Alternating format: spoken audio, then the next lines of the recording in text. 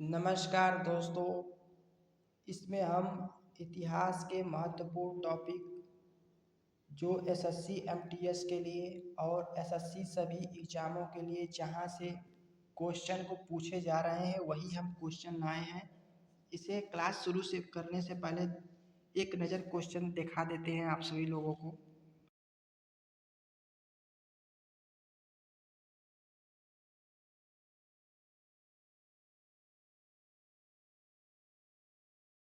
तो आइए बिना देर किए हुए क्वेश्चन को शुरू करते हैं। देखते हैं।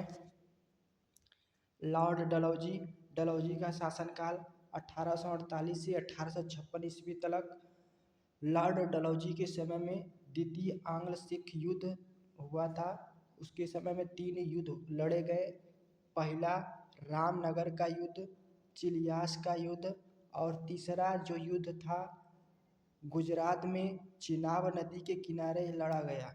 इसी तरह अगले क्वेश्चन की ओर।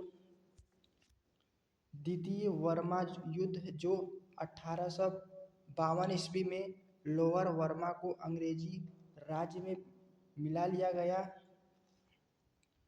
1852 ईस्वी में एक इनाम कमीशन की स्थापना की गई जिसका उद्देश्य था भूमि कर रहित जागीरों का पता करके उससे भूमि को छीनना था। इनाम कमीशन के उद्देश्य था। इसी तरह 1856 ईस्वी में अवध पर कुशासन का आरोप लगाकर अंग्रेजों ने अपने राज्य में मिला लिया।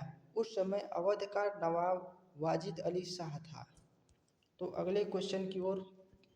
डलहौजी ने ही कुछ महत्वपूर्ण कार्य किए हैं, जैसे नया पोस्ट ऑफिस एक्ट पारित किया 1854 में डलहौजी के द्वारा। डलहौजी ने पहली बार रेलवे चलाई। डलहौजी ने ही पहली बार सार्वजनिक निर्माण विभाग की स्थापना की। और डलहौजी ने ही ग्रीष्मकालीन राजधानी शिमला को बनाया। डलहौजी ने ग्रीष्मकालीन राजधानी शिमला को बनाया। कोलकाता एवं आगरा के बीच पहली बार बिजली से संचालित तार सेवा 1853 में डलहौजी के द्वारा शुरू की गई। और लॉर्ड डलहौजी ने शिक्षा से संबंधित सुधार में 1854 ईस्वी में वुड डिस्पैच को लागू किया। यह वुड डिस्पैच जो है यह बहुत ही महत्वपूर्ण है, कई बार एग्जाम में पूछा गया है। तो अगले क्वेश्चन की ओर। डलहौजी ने नरबलि प्रथा को रोकने का भी प्रयास किया। सत्येंद्रनाथ टैगोर पहले भारतीय थे जिन्होंने 1853 में लंदन में जाकर सिविल परीक्षा की सफलता प्राप्त की। इसी तरह 1922 ईस्वी में इलाहाबाद एवं लंदन में दोनों स्थानों पर एक ही साथ एक ही समय में सिविल सेवा की परीक्षा का आयोजन किया जाने लगा डलहौजी के शासनकाल में 1822 ईस्वी से। तो आइए देखते हैं अगला शासनकाल हार्डिंग द्वितीय, जिसका शासनकाल 1910 से 1916 ईस्वी तक माना जाता है। हार्डिंग के समय में ब्रिटेन के राजा जॉर्ज पंचम जो भारत आए थे। 12 दिसंबर 1911 को दिल्ली में एक भव्य दरबार का आयोजन किया गया और हार्डिंग के समय में बंगाल विभाजन को रद्द करने की घोषणा की गई। तो अगले क्वेश्चन की ओर चलते हैं। देखते हैं। भारत की राजधानी कोलकाता से दिल्ली स्थानांतरित करने की घोषणा और भारत की राजधानी 1912 ईस्वी में बनी। 1916 ईस्वी में हार्डिंग को बनारस हिंदू विश्वविद्यालय का कुलाधिपति नियुक्त किया गया। तो अगले क्वेश्चन की ओर। लॉर्ड कर्जन है जिसका शासनकाल 1899 ईस्वी से 1905 ईस्वी तक है। किस अधिनियम के तहत अंग्रेजी स्वर्ण मुद्रा को भारत की कानूनी मुद्रा घोषित किया गया?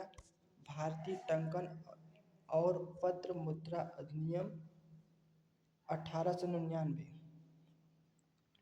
कर्जन के समय में 1904 ईस्वी में सहकारी उधार समिति अधिनियम बनाया गया। इसी तरह भारतीय पुरातत्व विभाग की स्थापना 1904 ईस्वी में कर्जन के द्वारा की गई थी। कृषि इंस्पेक्टर जनरल की नियुक्ति 1901 ईस्वी में की गई। कर्जन के कार्यकाल के दौरान कलकत्ता में विक्टोरिया मेमोरियल का निर्माण किया गया। कर्जन ने कृषि बैंक भी खुलवाए। कर्जन ने ही कृषि बैंक खुलवाए और कर्जन के द्वारा पहली बार प्रत्येक प्रांत और केंद्र स्तर पर एक निदेशक के अधीन एक पृथक गुप्तचर विभाग की स्थापना की गई कर्जन के शासनकाल में। इसी तरह अगला क्वेश्चन,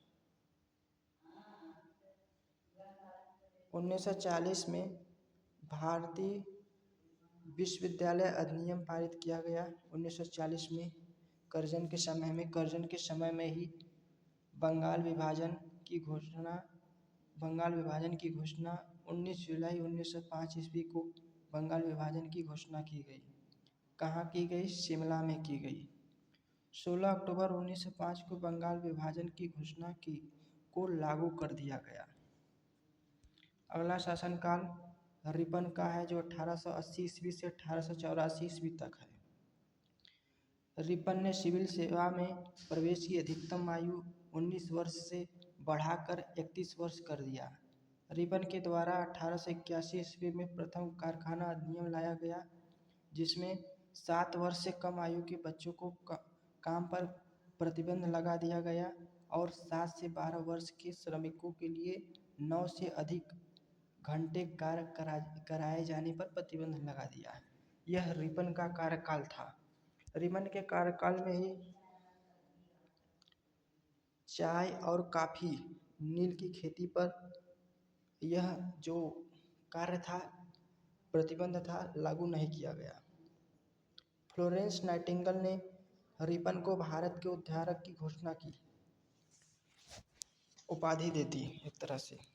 फ्लोरेंस नाइटिंगेल ने 1881 में पहली बार नियमित जनगणना रिपन के द्वारा कराया गया। तो अगले क्वेश्चन की ओर, अगला शासनकाल लॉर्ड मिंटो द्वितीय 1905 ईस्वी से 1910 ईस्वी तक। मिंटो के समय में आगा खान और सलीम खान के द्वारा ढाका में 1926 ईस्वी में मुस्लिम लीग की स्थापना की गई। 1960 ईस्वी में कांग्रेस के सूरत अधिवेशन में कांग्रेस का विभाजन हो गया मिंटो द्वितीय के शासनकाल में। और मुसलमानों के लिए अलग निर्वाचन व्यवस्था मार्ले मिंटो सुधार अधिनियम 1909 के द्वारा लागू कर दिया गया। तो अगले क्वेश्चन की ओर,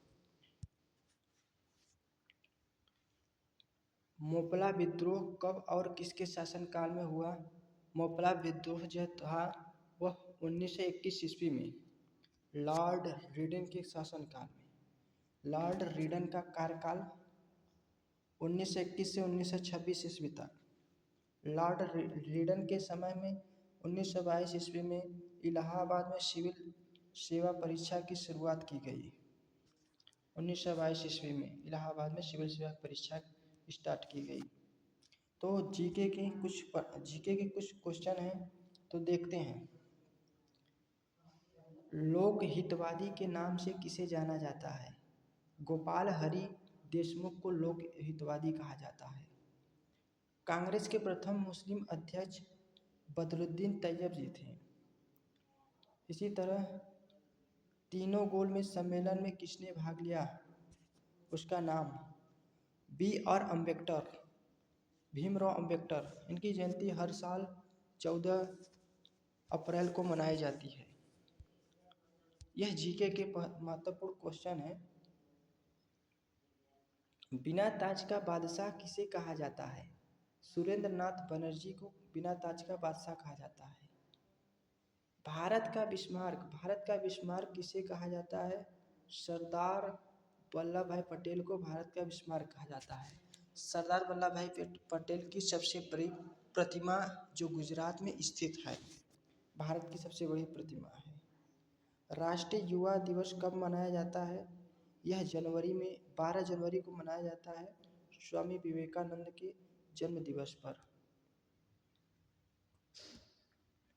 कुछ देखते हैं, कुछ जो है राजनीतिक गुरु हैं उनके नाम हैं। जैसे सुभाष चंद्र बोस के राजनीतिक गुरु देशबंधु चित्तरंजन दास। गोखले के आध्यात्मिक और राजनीतिक गुरु एम.जी. रानाडे। वहीं हम बात करते हैं गोखले, गोपाल कृष्ण गोखले महात्मा गांधी के राजनीतिक गुरु थे। महात्मा गांधी के राजनीतिक गुरु गोपाल कृष्ण गोखले। तो दोस्तों आज के लिए बस इतना ही। अगले सेशन में मिलते हैं, तब